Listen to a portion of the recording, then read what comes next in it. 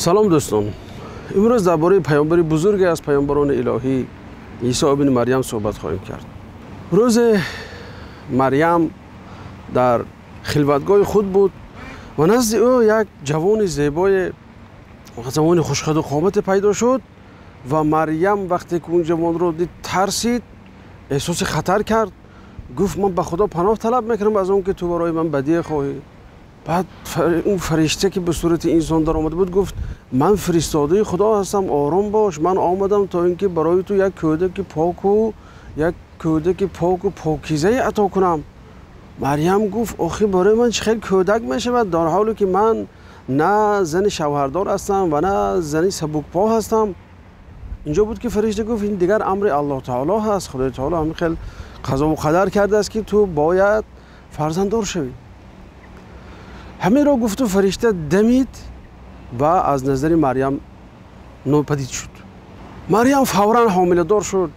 وقتی احساس حامله داری کرد دیگر ترسید، وهم و واهمه زیر کرد و به یک جای دور رفت، به شهر بیت لحم رفت و هنگامی به اون شهر نزدیک شدن دیگر درد زایمان گرفت و درد زایمان او را زیر یک درختی خرمای کشیده برد و اونجا نشست و دیگر گفت یا لیتنی مت قبل هذا، کاش که می‌مردم، کاش که نام و نشانه نمی‌داشتم من. اینجا بود که از پایان به او خطاب اومد. بعضی روایت‌ها میگن که فرشته، بعضی روایت‌ها میگن که خود عیسی علیه کودک تولد ناشده گفت آرام شو، خدای تعالی برای تو چشمه در نظر قرار داد و اینجا درخت خرما هست، این درخت را تکانده برای تو خرما میرزاند و اون را بخور و از این آب بنوش و چشمت را روشن دار و آرام باش.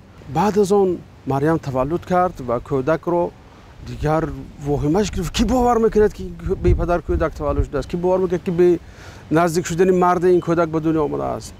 اما دیگر این امر الهی بود و الله تعالی گفت تو وقتی که به قوم خودت میری، یعنی که اگر انسان یا آدمی زاد رو دیدی به او گپ نزن، به اشاره فهمون که من روزه گپ نزدن نیت کردم که در شریعت اونها این نمود روزه بود.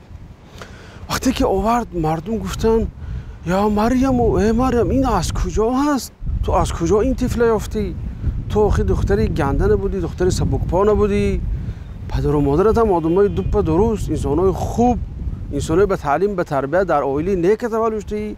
باز گفتن که یا اخت هارون، ای خواهر هارون. مریم هم چنان زنی که عابده بود، عبادت بسیار میکرد که در عبادت مثل هارون میپنداشتن. گفتن که ای دو خواهر هارون تو رو چی شده؟ پدرت آدمی گنده ای نبود، مادرت زنی که سبکپا نبود. مریم به کودک اشاره کرد. گفتن ما رو مسخره میگیریم، مگر ما به این کودک چی؟ کودک کجا گپ میزند که ما با حرف زنیم؟ دیگر مردم در حالت غلیان و جوشیش همه مقصد مریم رو تهمت میزنند، طرف هر صداها برام رسیده است. کودک گفت اینی عبد الله، من بنده الله هستم. ببینید یکمی است که حضرت عیسی نطق کردن کلمه من بنده الله هستم. جو بود که دیگر اون جمعیتی به جوش و خروش آمده، دیگر یا دیگر رو ساکته، خب این کودک دارد گپ میزند.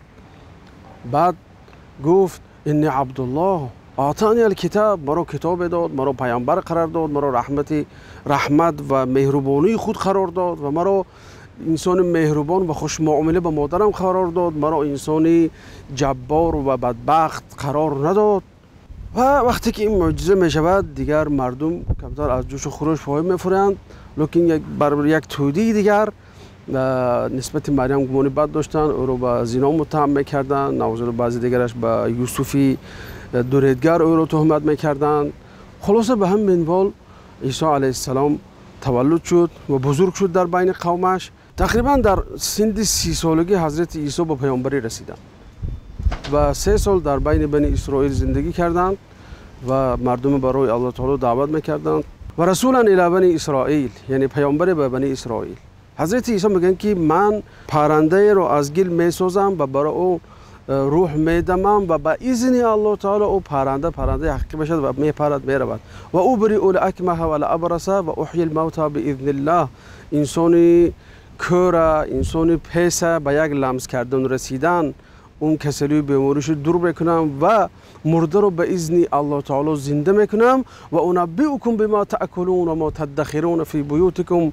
یعنی تا حضرت عیسی میگفتن که امشب تو میری خانه زنت برای تو ماهی بریان پخته است، امشب میری زنت برای تو شوربه پخته است، و در خونه تو در فلان جا در فلان جایی مثلا آشخانه تو فلان چیز ذخیره است، مثلا تو فلان کیلو پیاز داری، فلان کیلو گوشت ذخیره داری.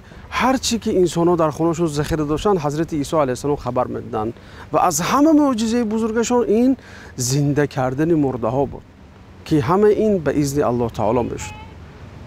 اگر آیت هم میگه که به اذن الله هر باری که یک معجزه خود رو نقل میکردن میگن که من به اذن الله تعالی این رو برای شما میکنم. خلاصه وقتی که عیسی علیه السلام رسالت خود رو آوردند، البته پیامبر وقتی آمد برای یک توده جنایتکار، یک توده که منفعت پرست است، منفعت های اجتماعیش و منفعت های اقتصادیش و سیاسیش وقتی زیر بماند به پیامبر دشمنی کردن شروع میکند و آنها یک توده از یهودا رفتند به نسبت حضرت عیسی خبرهای بر دروغ پند کردند تا اینکه بین عیسی علیه السلام و بین همون نماینده روم که گماشته روم که در آنجا بود دشمنی انداختند و خواستند حضرت عیسی رو کشند.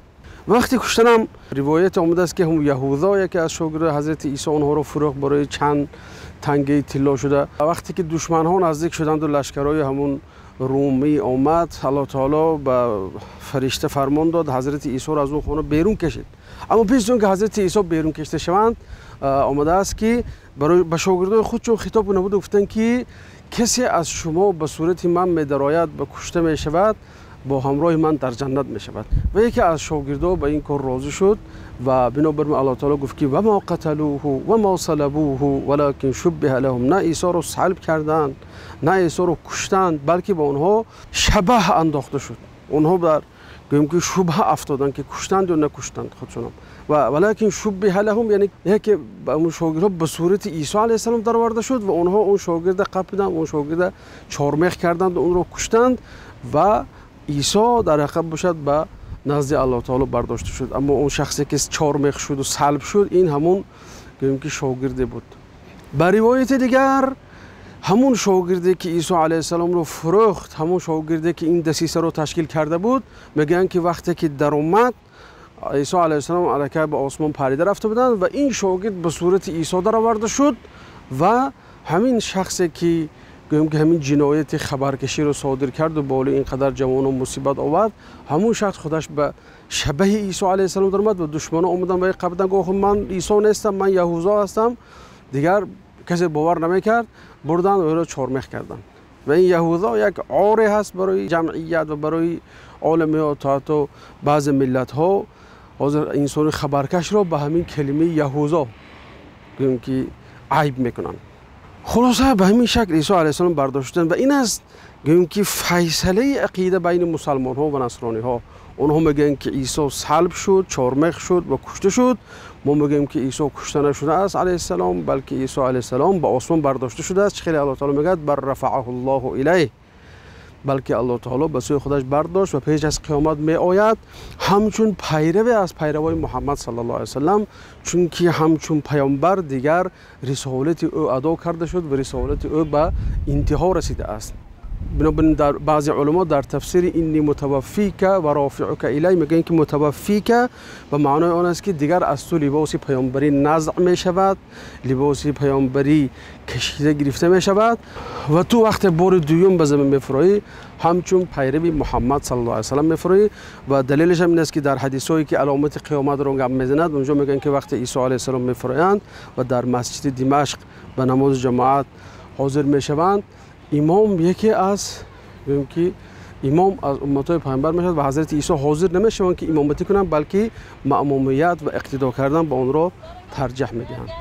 خلاصه همین از داستان عیسی علیه السلام برادر عزیز، این از عقیده مسلمان ها. ما میگیم که عیسی علیه السلام این بنده الله تعالی است. اولا خیلی که خودشون اولین کلمه‌ای که در این دنیا آمدن نطق کردن این کلمه عبدالله یک اشاره بزرگی هست، چون که الله تعالی قدرن میدونست که آینده انسان هایی میگن که به عیسی علیه السلام دعوایی گویم که خداگی میکنند یا پسر خدا میگویند و بنابراین اولین چیزی که عیسی در این دنیا نطق کرد این کلمه عبدالله است. من بنده الله هستم، بله من به طور غیر طبیعی معجزه وار تولد شدم، به پدر تولد شدم، اما این معنای اون نداره که من انسان غیر طبیعی باشم، بلکه من انسان عادی هستم و من بنده الله تعالی هستم. نکته دیگری که خیلی تاکید کردیم عیسی علیه السلام این در صلب نشدند، چهارمیخ نشدند، بلکه عیسی علیه السلام به آسمان برداشته شدند و اون شخصی که چهارمیخ شد همون شاگردی که عیسی علیه السلام رو فروخت و یا اون که اون شاگردی که خودش اختیاراً گفت من در جنت با شما بودن رو اختیار میکنم و صورت عیسی شبیه عیسی در چهره او انداخته شد. این از خلاصه داستان عیسی علیه السلام و با همین دیگر داستان پیامبران که سلسله برنامه داستان پیامبران به آخر میرسد و ان شاء الله در روزهای نزدیک ما درباره چگونه گذشتن مسابقه ها را برای شما پیشکش خواهیم کرد. امیدوارم که در این مسابقه که در پیش است خدای تعالی هم شما رو به نیکی کامیاب گرداند و شما رو در پناه الله تعالی میسپارم. خداوند یار و مددگار شما باد و السلام علیکم و رحمت الله و برکاته.